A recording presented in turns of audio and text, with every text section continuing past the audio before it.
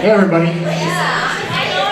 Hello. Hey, all right. Welcome to the end of Podcamp Pittsburgh Day 1. Give yourselves a big round of applause for just being awesome today and having a good time. How many of you learned something new today? Everybody. All right. Awesome. How many of you met somebody new today who you didn't know before? Awesome, almost everybody. So how many people gave out business cards today, right now? All right, awesome. And if you didn't, turn to the person to your left, and you're going to hand them your business card and say, all right, we'll get to know each other for real in about an hour on the south side. So Rob and I have been documenting and talking about today. We have a list of 450 things we want to share with you that we learned. Norm can't count. I'm just going to clear that up. No, we want to today. We want to just have a kind of an informal talk with you and kind of crowdsource how did Podcamp go today. And I'm going to kind of let Rob lead that a little bit more than me. But I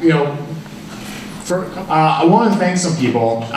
If you're wearing a blue shirt right now, I want you to stand up. I don't know that everyone who had a blue shirt today. Maybe this guy's the only one left. Our Mr. Registration guy. Podcamp's possible because of all of our volunteers and people who made it happen. I know we did a really big push at the end of kind of our planning to get more people to help us out. Huge thanks to you guys for volunteering and stepping up and really helping us make today a really great day. And we really have had you guys a huge debt to us.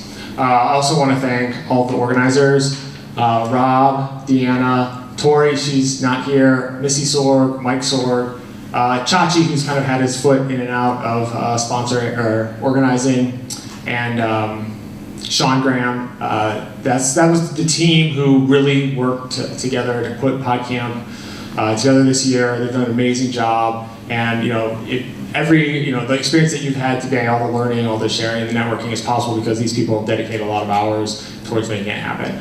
So thank you to you guys. So you deserve a big round of applause.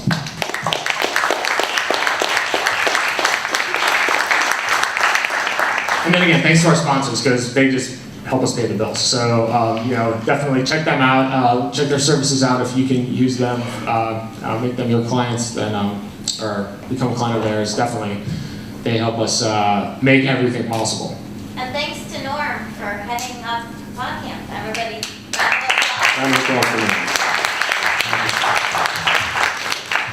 I love it. So I'll just turn it over to Rob now. I'll stop droning on and let you kind of shift gears here and guide us through some retrospective. All right. So the whole point of coming to Podcamp is you want to leave with something, at least one thing that you learned, right? You hope that you go to some sessions and you round out some knowledge you already have. Maybe you just get a refresher course. Norm and I were talking to somebody who was saying that it's not necessarily about learning something new as much as it might be something you learned years ago and you just completely forgot about it, or just flipping a bit on something you already know to think about it in a whole new light. So the first part of this, I'm gonna just see, did anybody learn anything that just of all the things you learned, what is the big, huge thing that totally rocked your world, or a huge idea that you got spun out of today? Does anybody have anything? Come on. Is anybody starting a project as a result of something that they learned today? I had a wonderful aha, and I'm too embarrassed to tell you the detail. But thank you. I'm glad you were able to have that very personal moment. There were a couple of hands up in the back. Yeah. You there on the Yes. my right. I was in the podcast this morning, and I realized how easy it was to kind of just do that on a mobile device. So iPad, I think this one was about iPad. So I thought about doing some sort of podcast. I'm not exactly sure what the details will be yet, but my computer doesn't really have a good microphone. Through the discussion this morning, kind of inspired me to think about that more. So. Great. And another thing about that, we definitely touched on this a lot last year, is that a lot of people get kind of stuck on the tools. Like your problem currently is that you don't have a good enough microphone, but what it comes down to on all the things that we discussed here is that we're looking to share ideas, right? So if you're thinking about making a blog, but you're like, oh, I don't know what platform I want. But the point is to write, just put the words down. It doesn't matter what your blog looks like if there's no ideas on it. So if you're thinking about podcasting, but you don't have a good enough mic yet, it might be worth, at least write some stuff out, try it out on a crappy mic so you learn some things and then eventually get a nicer mic and it all works out, Anybody else? I saw another hand. I see you there. I learned that you can do your ideas. In the We Propel session, they talked a lot at last. I asked them a question about how they balance everything. The 50 million projects, the job, the life balance. So, and their most inspiring thing is that you can do it, just make it a priority. So all the great ideas, you just have to sit down and do them. Yeah, absolutely, and that's the thing. You learn everything that you can, but when it comes down to it, you just have to do it. Turn the thing that you want to do into the thing that you do, and then just roll with it. Anybody else? So then the other side of this is, does anybody have like a burning question that they were unable to get answered, or they sat in a session and they wanted to push it a little bit further, but they never quite got there because we have this room full of most of the people who attended today. Hypothetically, somebody in here could answer any question you might have about something you wanted to learn today but weren't able to get to. Anybody? Not at all, you're all geniuses. What do you got? How long did it take you to get that beard?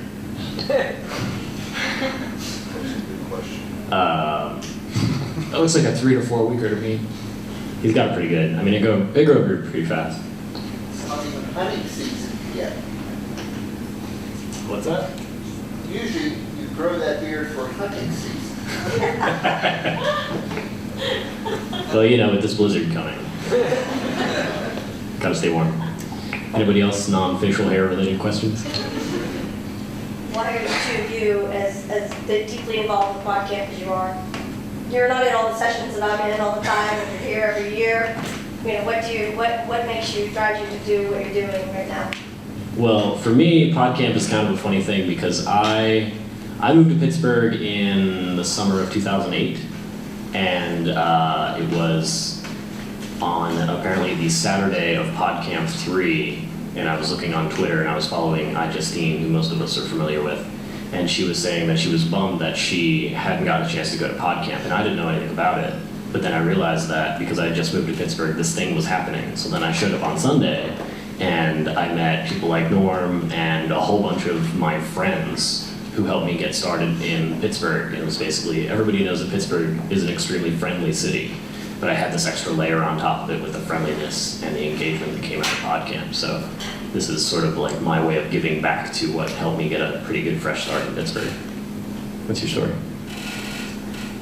They made me sign a blood contract when I first got involved with Podcamp because Justin reached out to me at the Art Institute. He needed a location, and I said, "Yeah, I'd love to help host this," but I wasn't on MySpace yet, and I realized that I knew that the social media was a buzzword. Blog was a huge buzzword, and nobody really understood what it was or how to execute it. And for me, the Podcamp is a way to stay on top of what is the current technology, what are the trends, where are things moving, and being as close to the center of Podcamp as I can, which is pretty close to the center. I can people are always plugging me with ideas, what's happening in the world, and anytime I sit down with someone to have a conversation, they're willing to share ideas and information with me. And I love the community, and I'm a huge community guy. I love building and connecting people and networking myself, and this is one of the best events I've ever attended that does that. And I've been to multiple podcamps on the East Coast, and Podcamp Pittsburgh itself is one of the best because of the community that it creates, and the networking that I'm talking about, and the energy. I felt like whenever you attended a Podcamp, you always just have this natural high afterwards, this buzz of oh my gosh, I've just got all this energy, these ideas, I'm so inspired, And nothing I ever did ever could compare to that in terms of an event or going through college and all that kind of stuff. Just never really touched on how much energy I got out of Podcamp. So I feel like I'm giving back to that and helping us do this. And there's no other group that I'm aware of that wants to bring people who need to learn how to handle and manage social media for free in Pittsburgh. So I'm really proud to offer them.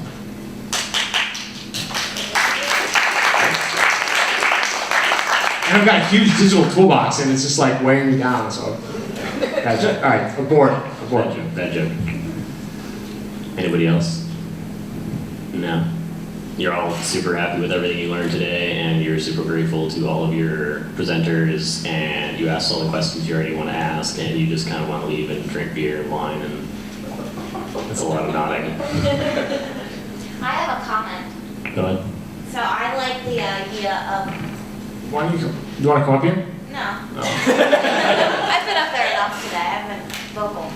I was just gonna say, I like that we are engaging both on and offline, which sounds silly, but it's true because, you're up there talking, but we're also tweeting. There's people at home in the chat rooms and tweeting back. So I really like the aspect that there's both worlds going on, and just because you're not physically here doesn't mean you can't learn and interact with everybody. So I just love that aspect of it, and I've just been having fun following the hashtag all day on my phone and then looking at the tweet stream outside. So I just think that's really cool.